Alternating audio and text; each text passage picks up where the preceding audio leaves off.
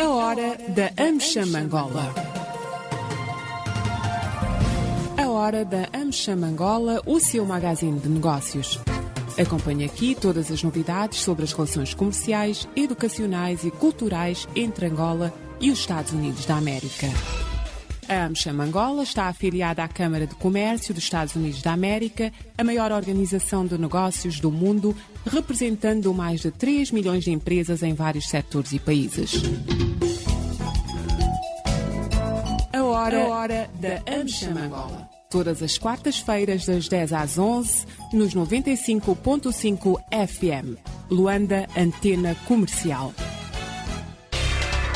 A AmCham Angola surge para poder reforçar as condições que possam sustentar a atividade das empresas americanas em Angola. Ela assenta essencialmente em 4 pilares: as relações comerciais, económicas, educacionais e culturais. Tendo em conta a questão comercial, vê-se com alguma preocupação o facto de as trocas comerciais entre os Estados Unidos e Angola venham a declinar, pese embora haja um equilíbrio ou uma constância em relação aos níveis de exportações dos Estados Unidos para Angola, mas as exportações de Angola para os Estados Unidos vêm a declinar desde 2008, onde houve o pico dessas trocas comerciais, um valor de 20,6 bilhões de dólares, e neste momento resumem-se em 4 bilhões.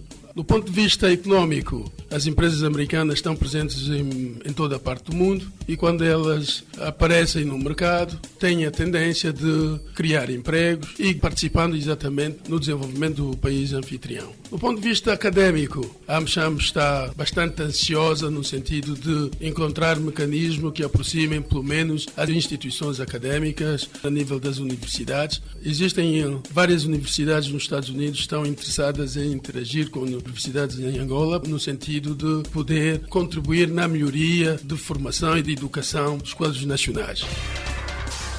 Falou Pedro Godinho, o presidente da AmCham Angola, a Câmara de Comércio Americana em Angola. A LAC oferece-lhe mais um magazine de negócios semanalmente à quarta-feira, das 10 às 11 horas.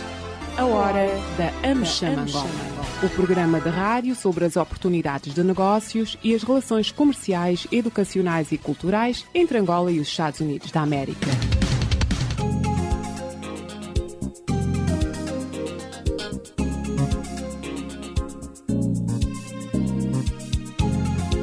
Estimados ouvintes da UAC, votos de muito bom dia, sejam bem-vindos a mais uma edição da Hora da AmCham, o programa de rádio da Câmara de Comércio Americana em Angola. Este programa conta com a produção da JCC Comercial, técnica e sonorização de António dos Santos. Eu sou o João Costa e com todo prazer realizo e apresento este espaço de rádio. Hoje, como é habitual na segunda quarta-feira de cada mês, trazer o nosso painel de petróleo e gás, que é constituído pelos doutores Afonso Chipé, José Oliveira e também engenheiro Pedro Godinho, da ausência justificada do professor doutor Flávio Inocêncio, que está pelas bandas de Londres. Vamos hoje ter apenas engenheiro Pedro Godinho e também doutor Afonso Chipé, e os temas para hoje são as licitações no onshore, cujo pré-lançamento foi feito em dezembro. Que oportunidades trazem essas licitações no onshore? Que desafios trazem para o empresariado, para a economia? Que perspectivas podem trazer? Será que finalmente a economia angolana vai poder suspirar de alívio depois dessas licitações que terminam naturalmente só no final de 2021, até a adjudicação? E quanto tempo vai começar a exploração no onshore depois das licitações recentes? Vai saber tudo isso e muito mais acompanhando a presente edição da Hora da AmCham, o programa de rádio da Câmara de Comércio Americana. Vamos também falar-lhes sobre as perspectivas do preço do petróleo e procura e oferta para 2021, como é que está previsto este binómio ia acontecer. E depois, na segunda parte do nosso programa, vamos falar do impacto da saída da Sonangol de várias empresas, não é? Durante muito tempo, a Galeria do Ouro do país entrou em todos os setores de atividade e agora está num processo de saída de várias empresas. Já começou a saída no BAI, já começou a saída na Caixa Angola, já começou a saída no BCI, que vai ser a primeira venda de ações na Bolsa de Dívidas e Valores de Angola, prevista ainda para o primeiro semestre, e ainda para vender via Bolsa, vai vender as ações da Sonangol na TV Cabo Angola, na Motogil Angola e na Multicap. Tudo por via da Bolsa, essas 4, e depois vai também ter o leilão em Bolsa, também via da Bolsa, o leilão em Bolsa da Petromar, também está marcado para este ano. Também temos o gás. Já se fala que a última década de petróleo é esta. Até no fim dos próximos 10 anos fala-se que o pico do petróleo vai ser alcançado e que o gás é o produto que mais vai subir de preço e vai assumir um peso maior no portfólio de investimentos das empresas petrolíferas. Também isto vai ser aqui abordado. Tudo isso e muito mais vai ter aqui nessa edição do seu programa A Hora da AmCham Angola. Estamos a acompanhar A Hora da AmCham Angola, o programa de rádio sobre as oportunidades de negócios e as relações comerciais, educacionais e culturais entre Angola e os Estados Unidos da América. Todas as quartas-feiras, das 10 às 11 horas, aqui na LAC.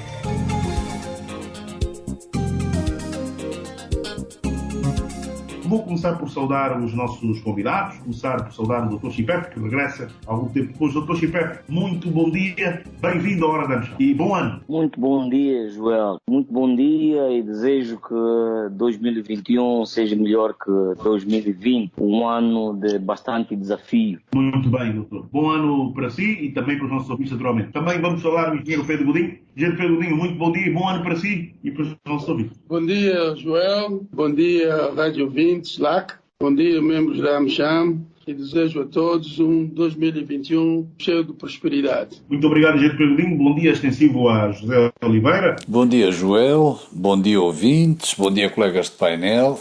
E votos de bom ano para todos. Vamos então agora avançar para aquilo que são os temas previstos para hoje. Na primeira parte do nosso programa, vamos olhar claramente para um dos processos que gera alguma expectativa, que é o lançamento das licitações no onshore, da bacia do Congo e do Kwanza em onshore. José Oliveira, vamos começar por ti. O que é que essas licitações no onshore trazem em termos de oportunidades e desafios para a economia angolana? Traduzindo a pergunta, como é que as empresas angolanas e estrangeiras poderão vir? Haverá interesse? Essa licitação em tempo de Covid. Número 2, relativamente a essa licitação, no onshore sabe-se que o investimento é relativamente mais barato se comparado ao investimento no offshore. A tecnologia também é menos exigente em termos de tecnologia, mas como desafios traz a nível de participação, temos ou não tudo pronto para ter vários concorrentes, vamos ter novas empresas a entrarem, empresas angolanas no setor petrolífero via dessas licitações e depois, em quanto tempo é que elas efetivamente vão poder traduzir no aumento da produção angolana ou no aumento da quantidade de petróleo disponível para o país. Sobre esta questão do concurso onshore, é um bocado difícil falar antes da gente conhecer os termos de referência. Há questões que não estão bem esclarecidas. O concurso que foi lançado aqui há uns anos e depois foi anulado tinha um contrato de partilha de produção que não estava bem formulado, tinha vários problemas, nomeadamente na própria partilha da produção entre a concessionária e as companhias. Espero que isso no próximo já não apareçam. Pois há a questão de se exigir $1 milhão pelos dados que a NPG está a vender. Bem, primeiro é uma soma exagerada, muito alta, e segundo, essa soma tem de ser recuperável, porque as empresas angolanas, a quem se destina em princípio este concurso, não quer dizer que não venham estrangeiras, mas as empresas angolanas estão isentas de pagar bónus. E quando eu me ponho uma despesa para participar nos petróleos e me dizem que eu não posso recuperar, isso é um bónus disfarçado.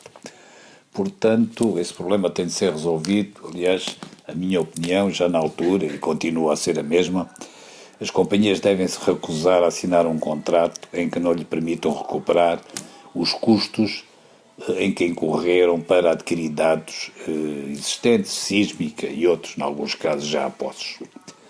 E eu disse há bocado, são muito caros. Países como a Nigéria vendem dados de campos que têm posto à disposição das companhias nacionais nigerianas.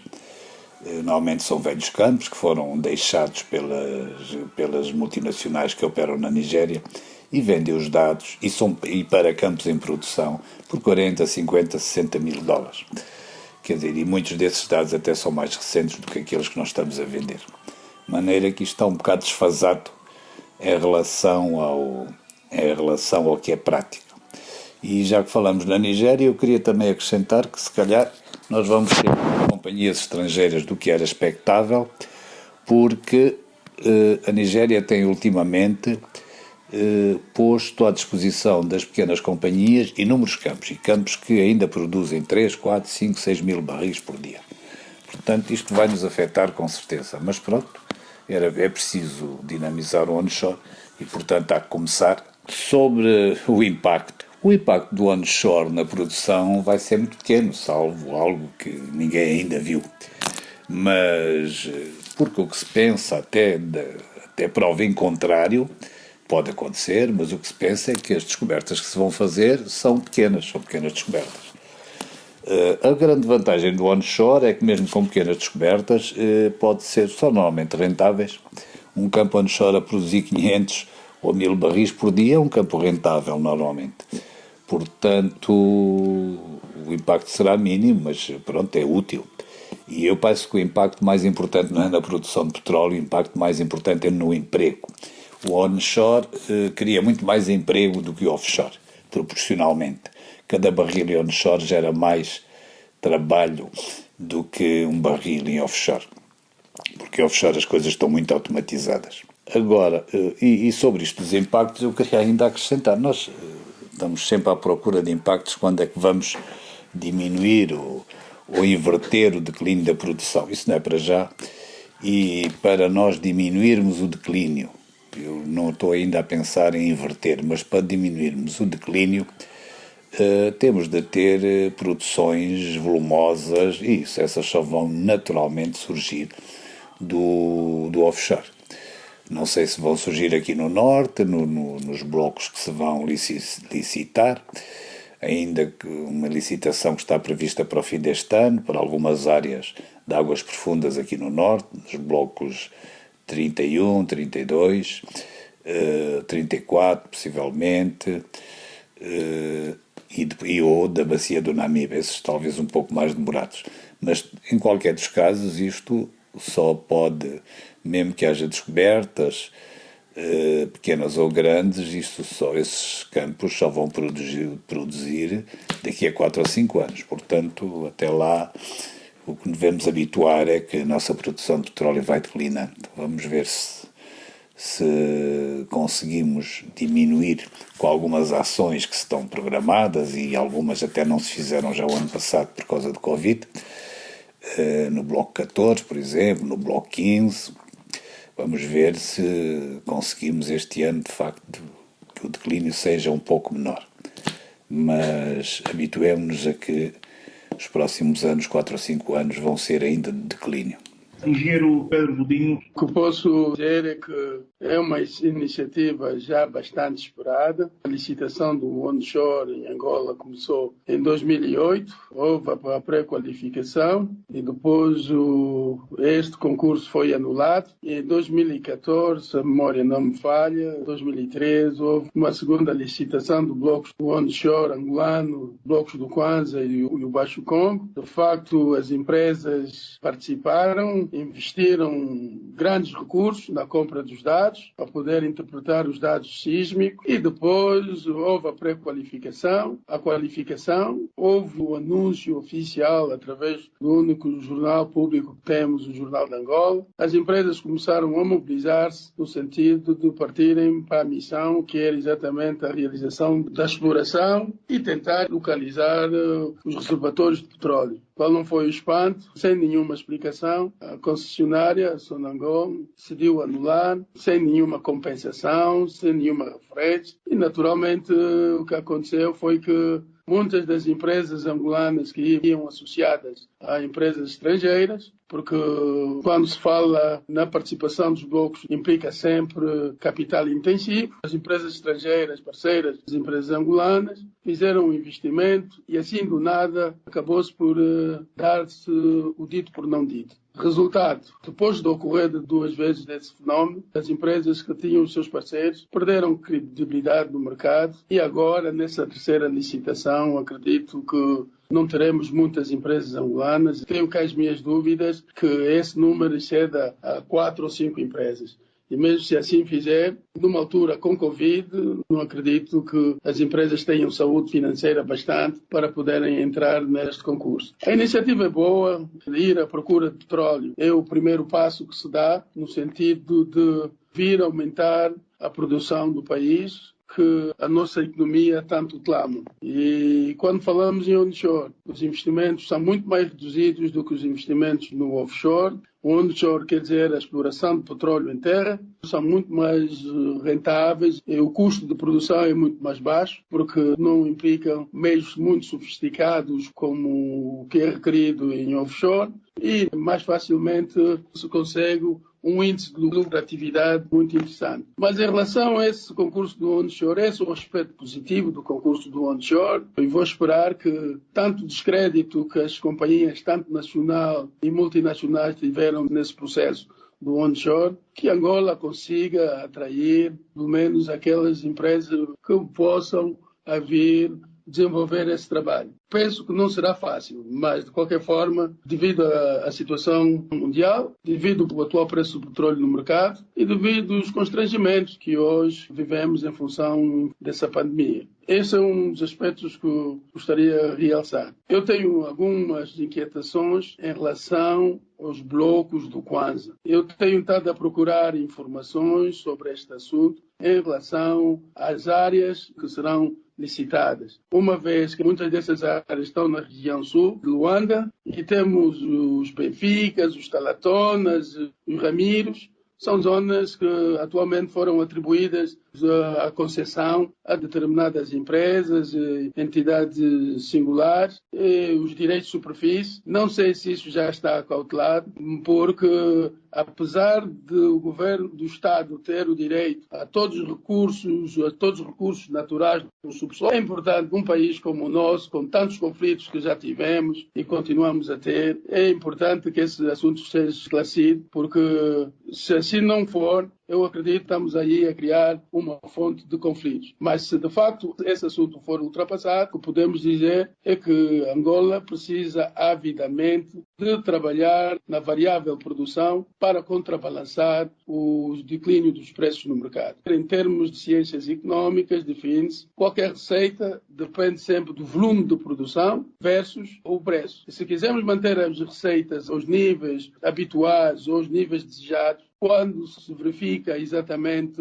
uma baixa ou uma ruptura nos preços, o que se deve fazer é aumentar a produção para que a variável receita seja garantida. Portanto, a iniciativa é boa, mas deixo uma questão no ar em relação aos conflitos que poderão ser criados se este problema dos blocos que vão ser licitados no Kwanza não forem resolvidos, sobretudo os direitos. Muito bem, engenheiro Pedro Godinho, muito obrigado por essa sua primeira incursão sobre este tema. A mesma pergunta vai para o Dr. Afonso Chipé. O que é que podemos falar sobre as licitações dos blocos das bacias do Congo e do Kwanza em onshore? Estão localizados, sim senhora, numa zona, como diz bem o engenheiro Pedro Godinho, alberga os Benficas e naturalmente a parte sul de Luanda, e fala-se mesmo que poderá chegar a uma parte no Kwanza Sul. O que nós gostávamos mesmo que nos explicasse é em quanto tempo acha que isso vai se traduzir em petróleo para aumentar a quantidade disponível às reservas do país e, naturalmente,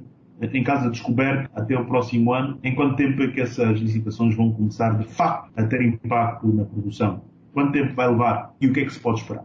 Muito obrigado, Joel. Se calhar começaria por aquilo que o engenheiro Pedro Godinho acabou de referir sobre a bacia do Kwanza. É bom notar que o setor petrolífero nacional é dominado pelas maiores empresas internacionais. Tem razão em dizer que, de facto, isso torna a atividade petrolífera muito onerosa. Não sabemos, de facto, até onde as empresas nacionais têm capacidade para concorrer a essas licitações, uma vez que as companhias internacionais buscam lucros muito elevados e porque têm uma estrutura de custo muito alta também. Mas nós devemos aproveitar a licitação dos blocos no onshore e traduzi-la numa porta de entrada para as pequenas e médias empresas petrolíferas, porque se notarmos, a licitação no onshore tem uma procura de menos lucro, ou seja, possuem baixos custos porque se realizam operações que são dispensadas por grandes companhias. Aí há necessidade de que as empresas angolanas tiram o maior proveito possível. Por outro lado, gostaria também de fazer referência aqui neste tema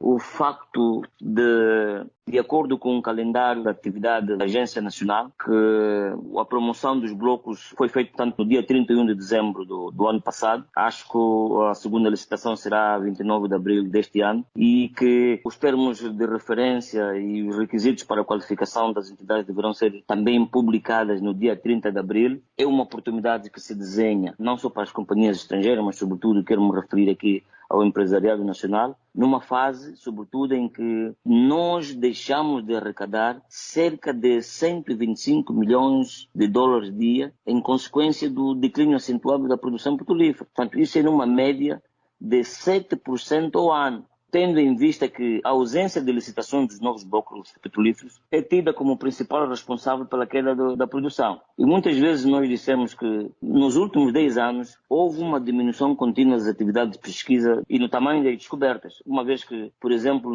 nos últimos 9 anos não foram licitados novos blocos petrolíferos, tal como esteve a referir o engenheiro Pedro Godinho. No entanto, nota-se também que toda a produção nacional, e é bom que se frise isso, está concentrada no offshore. E nós só temos apenas 2% da produção que é realizada no onshore, dos quais 80% da produção é feita na província do Zaire e 20% na província de Cabinda. De facto, é importante que diversifiquemos também a exploração do nosso petróleo para outras bacias. Vale aqui recordar que, se olharmos para o setor mais importante da nossa economia, que é o petróleo, podemos dizer que dos pontos fortes que o setor tem, está na sua solidificação, como, por exemplo, com infraestruturas que estão desenvolvidas. Nós temos uma indústria de serviços também que está bastante diversificada. Temos os serviços de águas profundas por explorar, só que estamos em subdesenvolvimento das reservas de gás, que também vamos referir aqui neste debate. E porque temos um regime de licenciamento fiscal estável. Por outro lado, gostaria também olhar para as fraquezas deste enquadramento. Os desafios no ambiente de negócios, nota-se que há uma pesada presença do Estado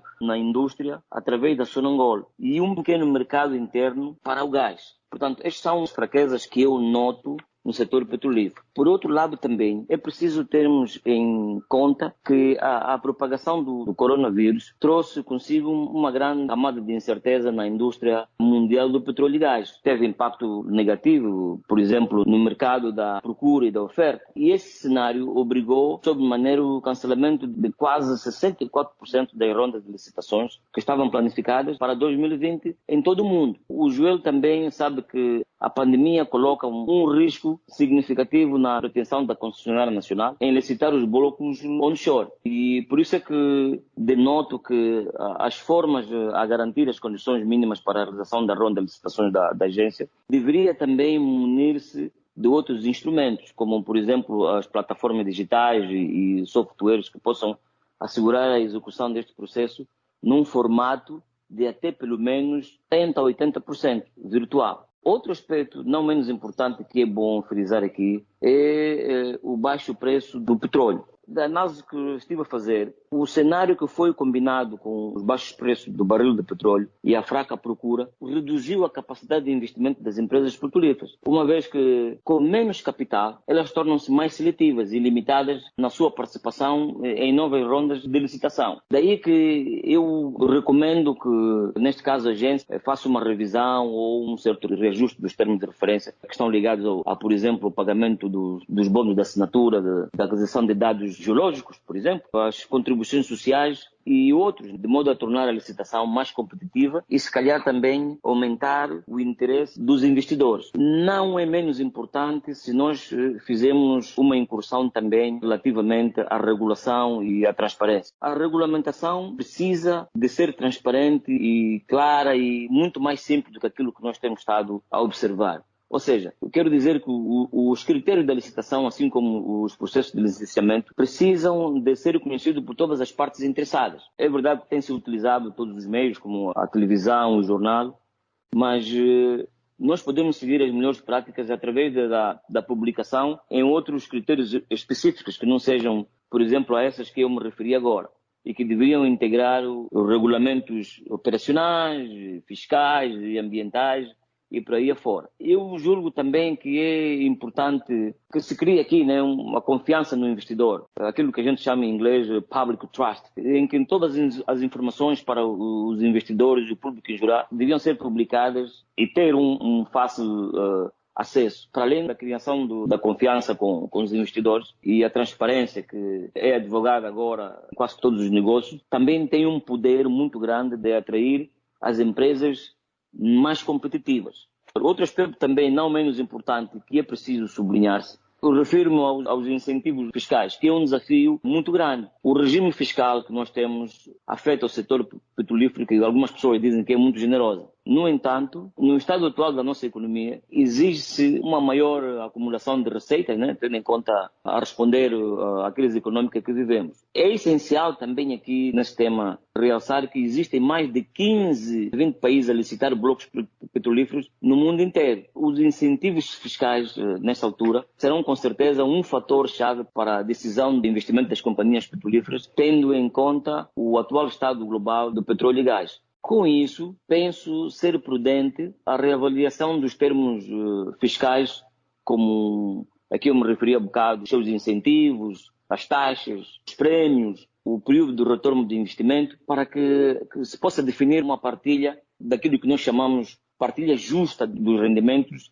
entre o Estado e as companhias petrolíferas, nesse caso, as operadoras. Por outro lado, também, considero ser uma das partes que é muito importante, que é aquilo que a gente chama o engajamento com a sociedade civil. Eu penso que devia-se criar aqui um mecanismo de consulta contínua entre a sociedade civil e que deviam conhecer mais, ou seja, deveria haver uma partilha de mais informações sobre, por exemplo, os prazos e resultados das rondas de licitação, as contribuições que a agência poderia receber sobre a estratégia do upstream e das partes interessadas a formar, por exemplo, parcerias sustentáveis com a sociedade civil para garantir uma máxima transparência do processo de licitação dos blocos petrolíferos e a distribuição das receitas provenientes da exploração petrolífera. Um aspecto não menos importante também nessa questão da licitação dos blocos é o conteúdo local. A licitação dos blocos no onshore deve ser vista como uma oportunidade para a implementação efetiva do decreto presidencial, o 271 de 2020, portanto, que foi publicado no mês de outubro, que se baseia, julgo eu, como uma porta de entrada para a participação de mais empresas angolanas, tanto na exploração do petróleo e gás, como na prestação de serviços, que garanta uma maior liquidez à economia nacional, assim como na criação de riqueza e aquilo que nós advogamos sempre, a criação de muitos postos de trabalho. A política do conteúdo local, julgo que deve estar presente em todos os contratos de exploração e produção de petróleo e gás, com o objetivo de fomentar a indústria nacional de bens e serviços a serem vendidos no setor petrolífero. Um outro aspecto que também considero transcendental e de muita importância é o aspecto da banca comercial, que está apenas focado na prestação de serviços administrativos do setor petrolífero.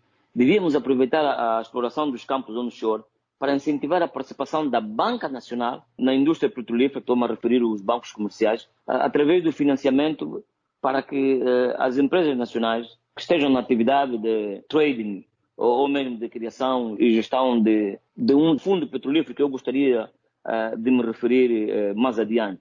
Portanto, Joel, acho que estas ações poderiam potenciar a economia nacional e poderiam também dar a volta aos lucros da banca comercial. Portanto, a banca comercial não tem nada a perder se tiver uma participação no setor de petróleo e gás. Já ouvimos o Dr. Chipete. Vamos agora para o próximo ponto deste debate. Está ligado com as perspectivas do preço do petróleo e procura e oferta para 2021. Vamos pedir 5 minutos para cada um. Engenheiro Pedro Godinho, quais são as perspectivas do preço do petróleo e procura e oferta desta matéria-prima para 2021? Mas o que é que se pode esperar? Diria que a questão dos preços para 2021 é sombria e preocupante. Nós temos vindo a divulgar essa situação já há algum tempo, porque historicamente falando, nós em 2008 atingimos o pico máximo do preço do petróleo no mercado internacional em todo o seu histórico. Em junho de 2008 atingimos o preço de $147 o barril. E daí o preço despencou caiu vertiginosamente para $35. A partir desta altura, 2008, o preço tentou recuperar e o máximo que conseguiu atingir foi, em 2014, $117. E desde essa altura, temos vindo a ver o petróleo a descair. E uma maior intervenção da OPEP. Portanto, para manter o preço do petróleo dentro dos níveis desejados pelos países produtores e talvez também os consumidores. E nesse histórico, pela primeira vez, o preço do petróleo, o ano em 2020, atingiu os níveis de $37 negativo. Quer dizer, para aqueles que produziam petróleo, tinham problemas de estocagem e para poderem estocar, ter algum sítio onde guardar o resultado da sua produção, tinham que pagar os potenciais compradores. $37 negativo. Quer dizer, quem produz ainda tinha que pagar quem tinha que comprar para poder armazenar. Depois disso, tomou-se a decisão de fazer um corte muito acentuado dos 10 milhões de barris dia, desde abril, que correspondiam a 23% da produção mundial. Na altura, elaborou-se um plano de amenização dos cortes à medida que o mercado fosse estabilizando. Pois bem, estava previsto para janeiro, fevereiro, que o nível de corte de produção de petróleo estivesse na casa dos 7 milhões e 200 mil barris. A reunião de terça-feira passada desta organização chegaram à seguinte decisão. Apesar de haver uma expectativa de haver um aumento de 500 mil barris que deveriam exatamente distribuir para os demais países que estão envolvidos nesse processo de corte, a conclusão que se chegou foi que os países membros da OPEP não deveriam aumentar a sua produção, que era a expectativa. A expectativa era que em janeiro haveria de haver um aumento de produção de 500 mil e cada país, em relação ao seu percentual de corte, haveria de beneficiar com um aumento. O que acontece é que, depois dessa reunião, como a Rússia estava interessada e era apologista do aumento dessa produção, e a Arábia Saudita era contrária, porque a Arábia Saudita concluiu que o mercado estava completamente debilitado em relação à demanda, então achou que não deviam aumentar a produção. E para que a Arábia Saudita conseguisse garantir a sobrevivência da organização, evitar que houvesse mais atritos e se comprasse mais uma guerra com a Rússia, o que a Arábia Saudita decidiu fazer foi concordar que a Rússia tivesse na mesma os seus 65 mil barris, que estavam previstos antes, e o Cazaquistão os 10 mil barris. Por que a Rússia e o Cazaquistão? Porque a Rússia e o Cazaquistão são países que não são membros da OPEP. E nessa condição de não membros da OPEP, quando não estão interessadas em aderir à estratégia de cortes da OPEP, o que eles fazem é afastar. E se houvesse esse afastamento, naturalmente que abriria aí uma grande crise entre a Arábia Saudita, que representa os países membros da OPEP, e a Rússia. Por essa razão, a Arábia Saudita decidiu ceder, concordar que a Rússia aumentasse os 65 mil e virasse para os membros da OPEP e dissesse: nós, membros da OPEP, ninguém vai aumentar a sua produção. Ninguém aumenta a produção porque o mercado não está em condições de absorver uma produção extra.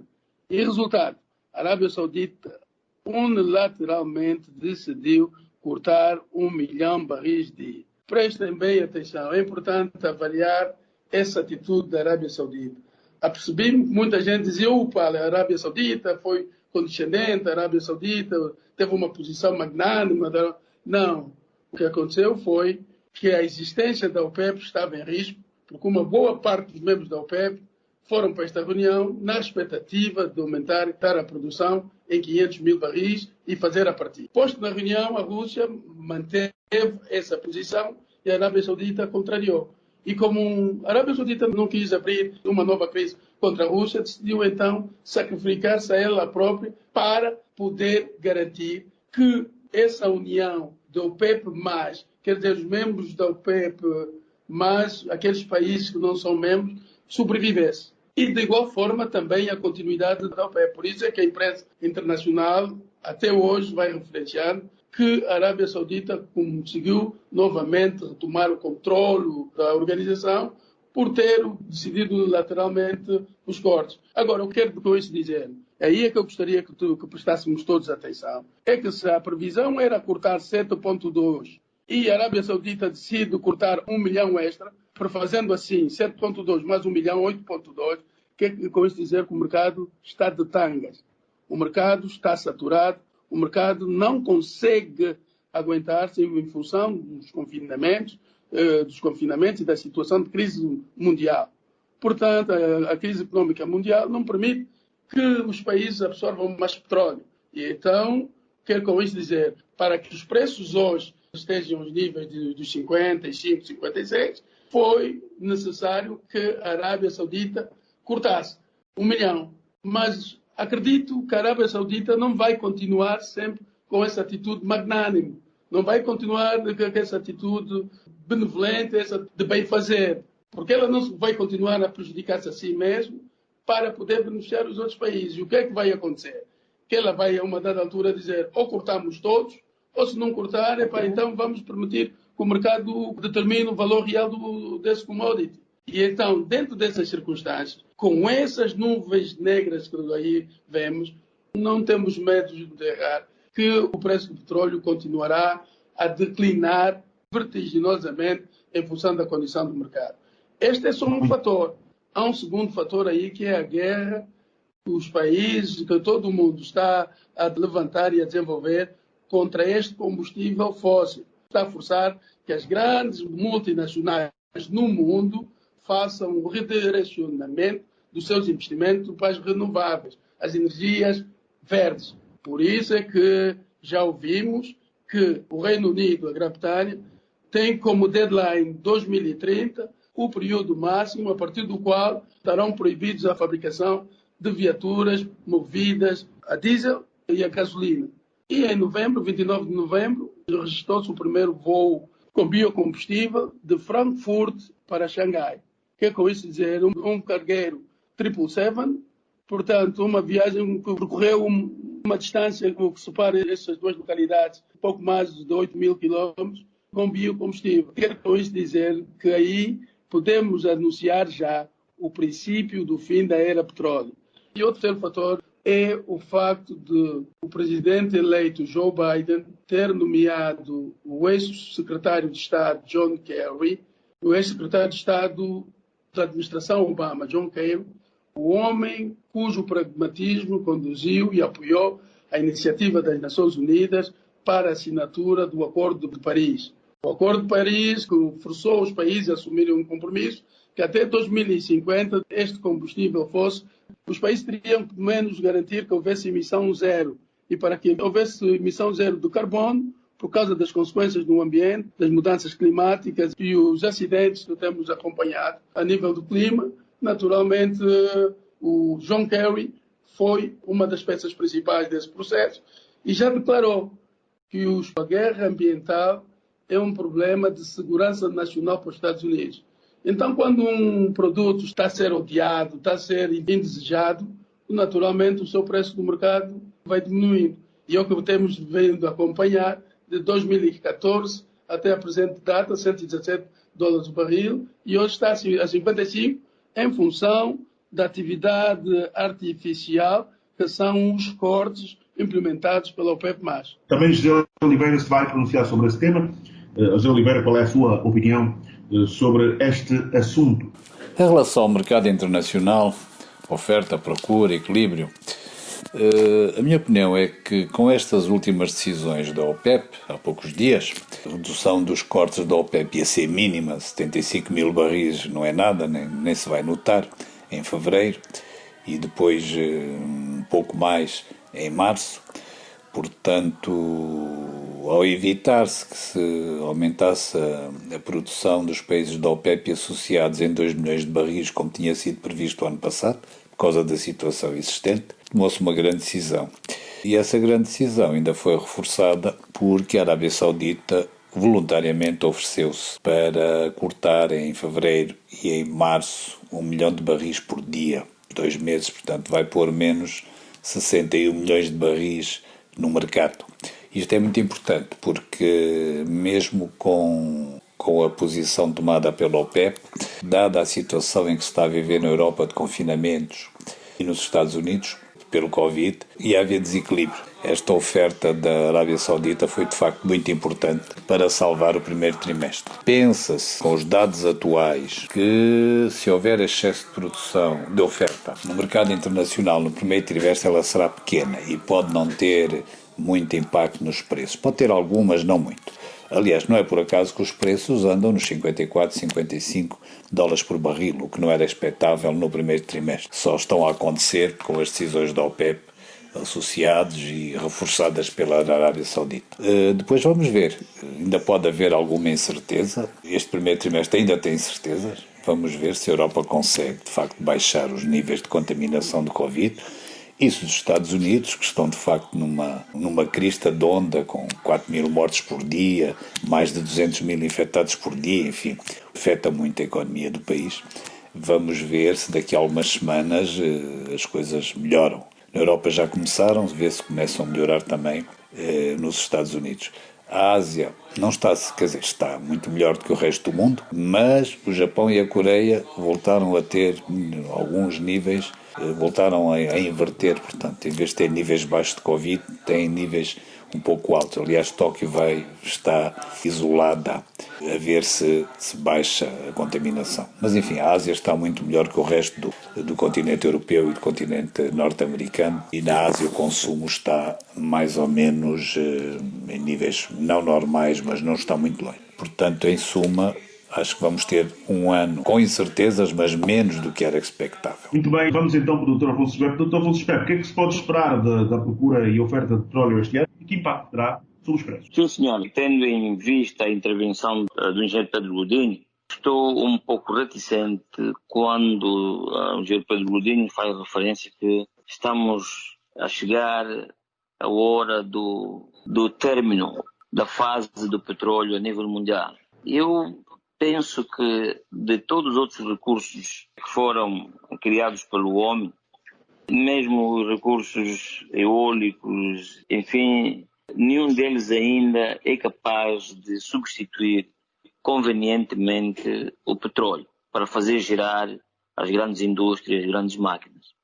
Portanto, eu acho que devíamos, na verdade, rever este pensamento relativamente a esta comunidade. Sem querer interromper, só disse, é o princípio do fim da era petróleo. O princípio do fim da era carvão começou exatamente no século XX, mas o carvão continua, mas já não joga o mesmo papel. Por isso é que eu fiz questão de confirmar que o Acordo de Paris tem como meta a emissão zero de carbono até 2050.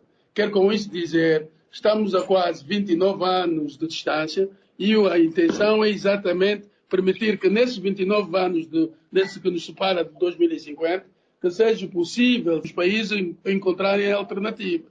Mas isso não tenha dúvida, que esse compromisso é sério. Esse compromisso está a ser assumido pelas grandes multinacionais, por isso é que elas já tomaram a decisão de fazer o redirecionamento dos investimentos que eles faziam a nível do petróleo para as renováveis. 50% dos investimentos que no passado eram feitos para o petróleo está a ser agora direcionado para as renováveis. Porque eles chegaram à conclusão que os lobbies que tinham no sentido de influenciar o mundo não serão capazes de travar esse movimento verde. E então é aí que temos que prestar atenção. Quero com isso dizer que é um compromisso que daqui a 29 anos a emissão de carbono seja zero, por causa dos desastres climatéricos que temos vivido. Eu não disse que já terminou o petróleo. O petróleo nem vai terminar, porque o caso de Angola tem aproximadamente 10 bacias, só conseguiu produzir em 2, vão ficar 8 bacias por produzir. Quer dizer, quando chegamos a essa fase do que o petróleo seja completamente rejeitado, poderemos ter aí 8 bacias por explorar. É só isso, meu colega de painel. Exatamente. Eu concordo consigo, tanto mais que a sua análise também impulsiona a que continuemos, de facto, a apostar na diversificação da economia. Temos que encontrar outras alternativas, que é o campo e outras indústrias, transformadora que não seja só, de facto, petróleo. Porque até lá, como disse, daqui a 29 anos, provavelmente, mesmo com as bacias que nós temos, provavelmente o petróleo não vem a ter o mesmo significado, os mesmos custos que nós vimos advogando. E aí vamos nos arrepender por não termos desenvolvido as outras alternativas, como é a alternativa da agricultura, da indústria transformadora e enfim. No entanto, eu julgo que os preços do petróleo estabilizaram na quinta-feira, como é subejamente conhecido, que atingiram o pico máximo dos últimos 11 meses, com os mercados a fornecerem a promessa inesperada, aquilo que o engenheiro referiu, que foi graças à Arábia Saudita, que, portanto, aumentou os seus cortes de produção de petróleo para promover ações firmes do controle da queda dos preços. Portanto, aí temos que dar graças à Arábia Saudita, não obstante a tudo, que o Brent também subiu a um preço que nós observamos agora de 54,38 dólares por barril, após ter atingido já os 54,90, uma alta de preço que não se via antes dos primeiros bloqueios causados pela pandemia. Ou seja, desde aquela altura, acho que foi o mês de março que vimos falando em relação a esta commodity. Perspectiva-se também que a alta do mercado pode estabelecer-se a níveis mais elevados, principalmente com este benefício inesperado da corte de produção, que eu chamo voluntária, né? De 1 milhão de barris decidido pela Arábia Saudita. Aqui também frisa-se o facto de que a Arábia Saudita, para chegar ao ponto de fazer esse corte, a Arábia Saudita conhece bem a relação entre o preço do petróleo e os níveis de estoque do mundo. Ou seja, quando são mais baixos, equivalem a preços mais altos. Outra perspectiva também que se desenha são as medidas de estímulos esperados sobre a administração do Sr. Biden, que provavelmente incluirá investimentos que eu considero significativos, conforme se diz, em infraestruturas que podem representar desde já uma previsão de apoio e capaz de impulsionar a procura pela gasolina e pelo diesel.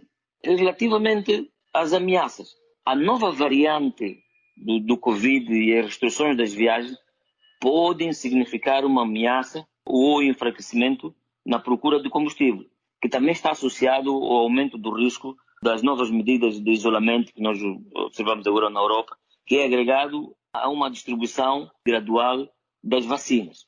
Em relação à recuperação da procura do petróleo, eu julgo que dependerá do ritmo da implantação das vacinas que estão sendo ou que já foram desenvolvidos para combater esse vírus.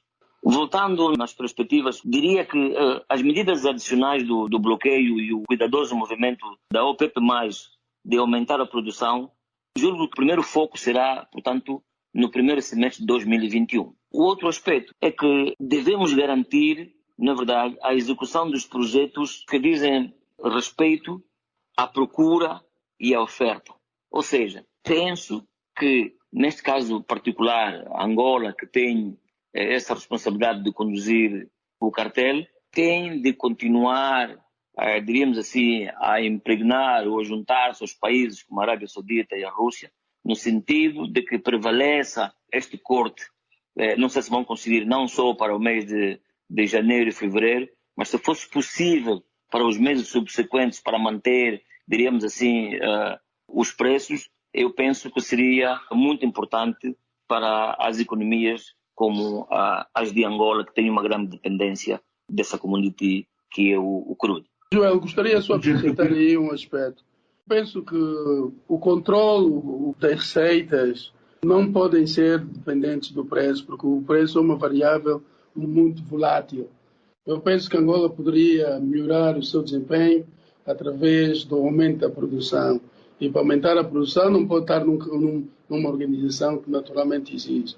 Por exemplo, era expectável, e foi exatamente essa decisão que ficou plasmada na reunião da OPEP ao longo de 2020, desde abril de 2020, que por essa altura, em janeiro, os membros pudessem beneficiar de um aumento da produção. O que é que aconteceu em Angola? Tivemos acesso à informação através da TPA, o programa Vai um Minuto, em que informou que foi imposto a Angola o corte de 261 mil barris dia, vezes 55 dólares, são 14,4 milhões de dólares dia que o país está a perder. Se multiplicarmos isso por 30 dias, estaremos à volta de 440 milhões de dólares que o país vai perder em 30 dias. E se for em 60 dias, porque foi exigido Angola que cortasse a sua produção em 261 mil barris em fevereiro, em março, o país vai perder quase aproximadamente $1 bilhão em 2 meses. Outra questão também que se está a levantar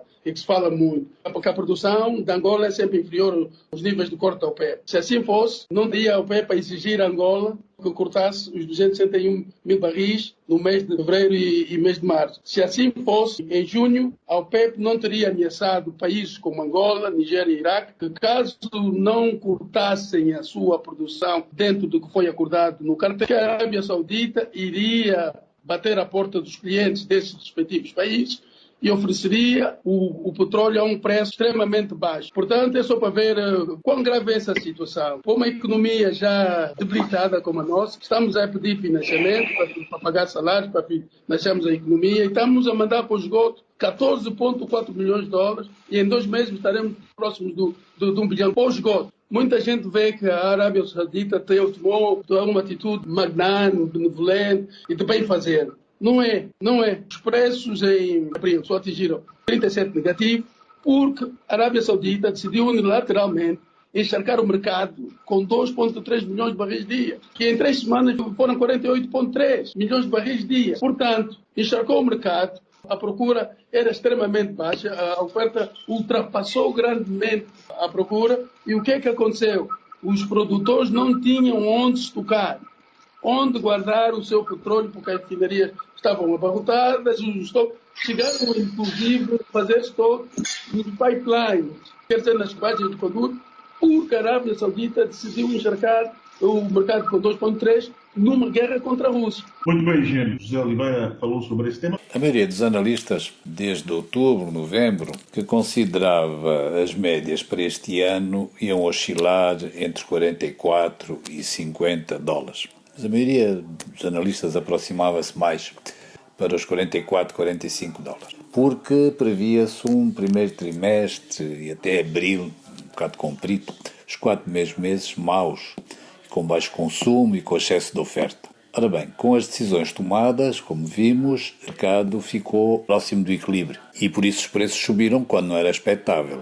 Termos preços em janeiro e mesmo em dezembro mantiveram-se altos. E agora em janeiro temos preços de 54, 55, 56. Portanto, se nós não tivermos nenhum acidente de percurso, especialmente com o Covid, até março, abril, é muito expectável que a média deste ano ande à volta de 50. Ligeiramente acima, ligeiramente abaixo, mas à volta de 50. Isto em termos de país é útil, porque primeiro nós temos um OGE calculado com um valor bastante mais baixo. Portanto, pode ser que desta vez, se esta diferença se concretizar, as finanças consigam pagar parte da dívida interna, para além de respeitar os seus compromissos externos, que também não é fácil, lhe sobra alguma coisa para pagar a dívida interna, porque, como todos nós sabemos, a dívida interna é muito grande e afeta muitas empresas. Algumas já foram à falência, outras não estão muito longe disso. E corremos o risco, não se faz um grande esforço para pagar a dívida interna, quando chegamos ao fim do Covid, termos um tecido empresarial que já era fraco, muito mais fraco. Tomamos nota, vamos então agora concluir. Infelizmente não vamos conseguir nesta edição trazer já o tema do gás, porque naturalmente fizemos aqui uma introdução. Quando falávamos que na próxima década vai atingir o pico do petróleo, então vamos ter que efetivamente depois perceber quem o substitui. Fala-se que o gás vai melhorar muito do ponto de vista do preço, mas essa é uma discussão que abrimos agora e que vai ficar para a próxima edição, bem como o tema de que só não teremos para este ano e qual vai ser o impacto da sua saída em outras empresas. Engenheiro Pedro Godinho, Dr. Afonso Chipé, também agradecer a José Oliveira. Muito obrigado por participarem desta edição do nosso Hora da AmCham, o primeiro painel de pronto, e desta forma desejar bom ano a ambos e que seja um ano coroado de sucesso do ponto de vista financeiro, do ponto de vista familiar e do ponto de vista espiritual a todos os níveis. Também desejamos mesmo aos nossos ouvintes. Engenheiro Pedro Godinho, Dr. Chipé, muito obrigado. Penso que no próximo programa temos aqui muitos assuntos para debater, como por exemplo a questão das populações do Namibe que estão com com algum receio da exploração petrolífera no mar do Namibe. E eu penso que é um tema que também poderíamos debater no próximo painel. De qualquer das formas, muito obrigado pelo convite e sempre disponível para conversarmos sobre o mundo dos petróleos. Muito bem. Engenheiro Pedro Godinho, agora para si. Muito obrigado, Joel, pela oportunidade que mencionou, pelo menos para debater aqui algumas ideias sobre a situação que aflige-nos a todos, em função do momento que atravessa a nossa economia, a nossa condição financeira, e exatamente a única fonte de receitas que a gente tem em termos de combustíveis é o petróleo. E então é importante que a gente consiga encontrar os melhores mecanismos, as melhores ferramentas, os melhores conceitos, as melhores opções para gerir parcimonialmente esse nosso recurso, que ao mesmo tempo pode transformar-se na nossa felicidade, onde a nossa desgraça, se a gestão não for exatamente a melhor. Muito bem, continuação de excelente quarta-feira. Este painel regressa na segunda quarta-feira do mês de fevereiro, o que fica aqui o compromisso de regressarmos no dia 3 de fevereiro. A todos, forte abraço, continuação de excelente semana. A hora da AmCham Angola. A hora da AmCham Angola, o seu magazine de negócios. Acompanhe aqui todas as novidades sobre as relações comerciais, educacionais e culturais entre Angola e os Estados Unidos da América.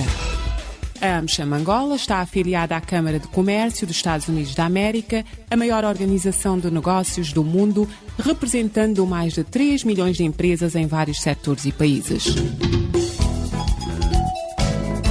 A hora da AmCham Angola. Todas as quartas-feiras, das 10 às 11, nos 95.5 FM. Luanda, Antena Comercial.